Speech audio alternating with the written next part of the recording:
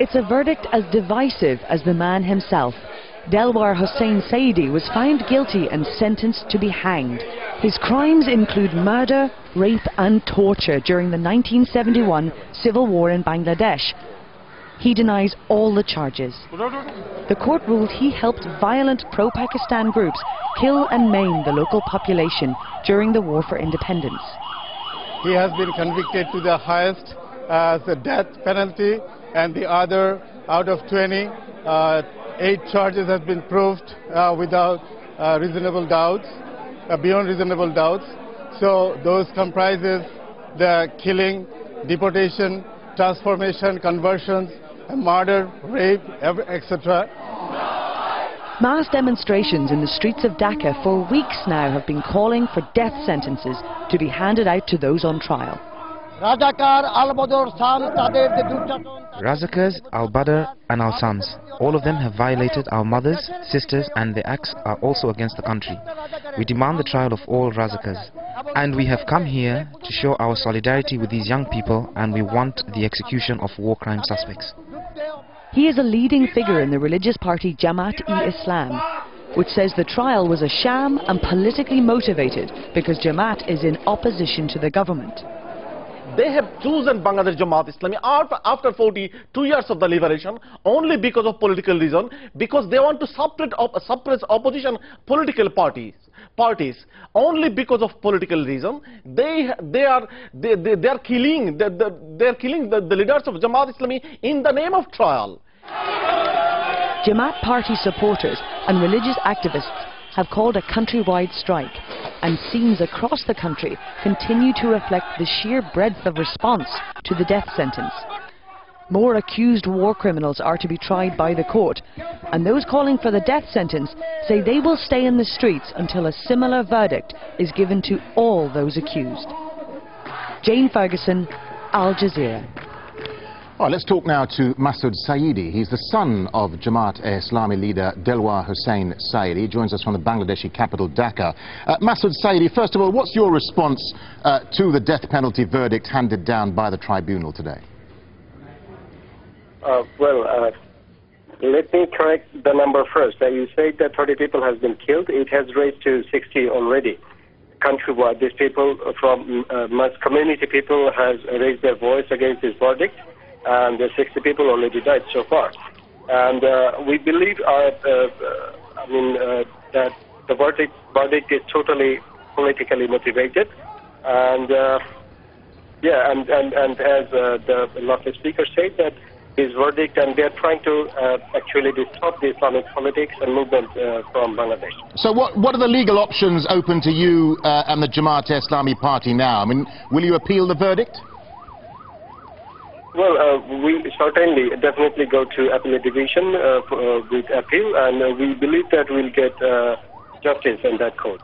I mean, from the beginning, though, these tribunals have faced criticism both from within Bangladesh and the international community, from organizations like Human Rights Watch. Is there a feeling there that your father might not have received a fair trial? Yeah, there was confusion, and there was opinion from, as you said, international community, International Bar Association, Human Rights Watch, and also U.S. Congress, that the trial is not fair, and the process is not fair as well. So we were afraid of this verdict, and this has come out. So yeah. Well, let's just talk briefly about your father's involvement during the War of Independence back in 1971. I mean, the fact remains that during that war, millions of people died, many were tortured and abused by local Islamist militias like the Al-Badr group. So what was your father's involvement with that group then? Well, if you see the verdict, you can see that my father wasn't just ordinary man, as the judge speaks up at the beginning of the verdict, that Mr. Saidi was not involved in any politics, rather he was a very ordinary people. And that's my question, that how an ordinary people who was not familiar that much at that time it's possible for him to make such a large number of crimes and atrocities.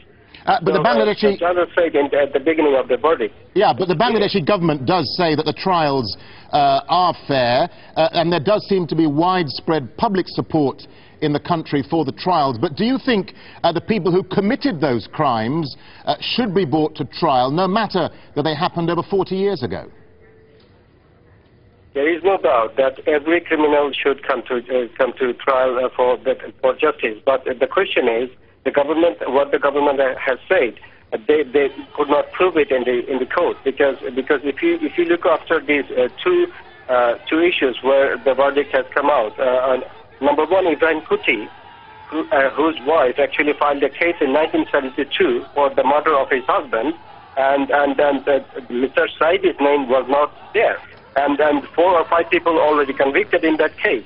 So today, I mean, very interestingly, the Ibrahim Kuti's case come again. And if you see the Hisham Ali's case, Shukab Ali, I mean, who is already abducted, who was abducted from the court, as you know, as you all know, as we've seen in Al Jazeera as well, that he said that Mr. Saidi was not involved in his...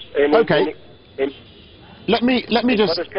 All right, let me just jump in here with a final thought from you. I mean, Jamaat has called for widespread strike action. I mean, thousands of people have already been on the streets. We're seeing pictures here on our screens, Al Jazeera, the violence which led up to the ruling today. Do you not think, though, that by calling for strike action, calling for protests and calling for instability, you're actually further dividing the country along political lines?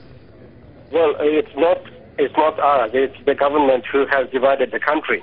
Because it is not only Jamaat Islami. Mr.